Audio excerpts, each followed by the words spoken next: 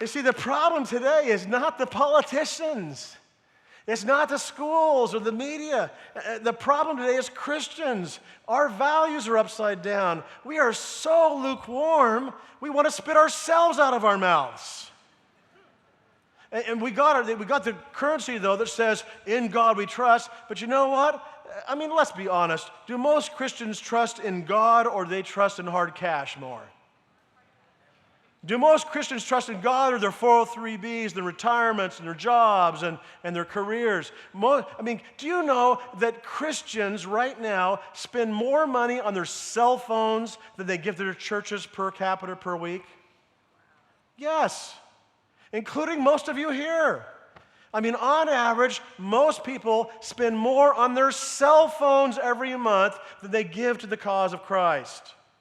Furthermore, more people spend on their cable TV and satellite TV more than they give to feed the poor and hungry or missions worldwide. We Christians, we are so off the mark.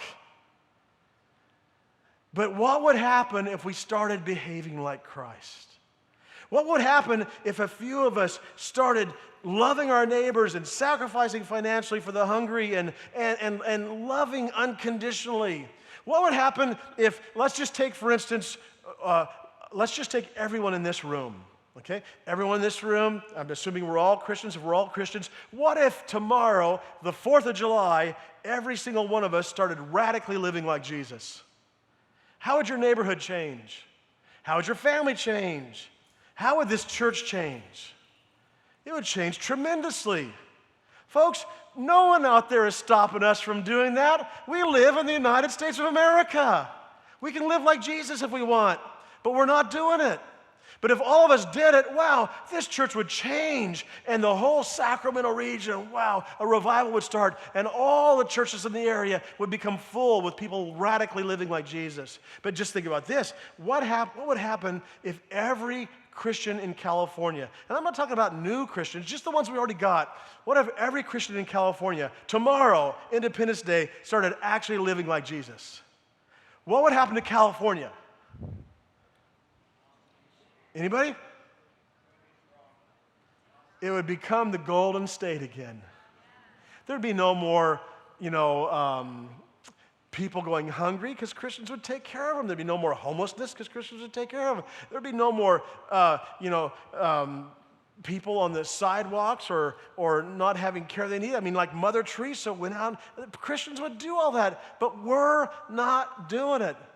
I mean, just imagine if every Christian in California lived like Mother Teresa. How this state change? And that's not even, Mother Teresa isn't even close to living like Jesus. Folks, the problem in America is not atheists, it's not secular media, it's not politicians. The problem in America is lukewarm Christians. It's us. And I include myself there. I'm so far from Christ-like. But I want to give you a chance right now as we conclude the service. I want to give you a chance to recommit yourself to being a radical follower of Jesus. That's when things will happen in our culture. And we're going to do it by the Star-Spangled Banner. Now, I know you've heard the Star-Spangled Banner before. I'm going to ask our team to come out. Now, if you go to a baseball or a football game or something, you'll often hear the first verse of the Star-Spangled Banner. Wouldn't it be great if someday someone stood up and just sang the fourth verse instead? Well, I want today our team to sing the Star-Spangled Banner, and I want you to recommit yourself not only to our country if you're a citizen, but to the religious principles that found it. And I want you to commit to trusting in God, because it's God who has done all this. Now, I got to give you a little bit of lesson because our culture doesn't understand. When the Star-Spangled Banner, our national anthem, is sung, etiquette demands that we all stand, so please stand right now. If you're not a citizen, you're welcome still to participate. If you have a hat on, and I would include sunglasses up there, by the way, take them off. You're supposed to take off whatever's on your head, take it off, and you're supposed to then put your hand over your heart and turn and face the flag. Everybody turn and face the flag. Turn your body, face the flag, including our singers. And now we are going to sing the national anthem, verses 1 and 4. And during this, I want you to recommit yourself to trusting in God to do wonderful things in our country.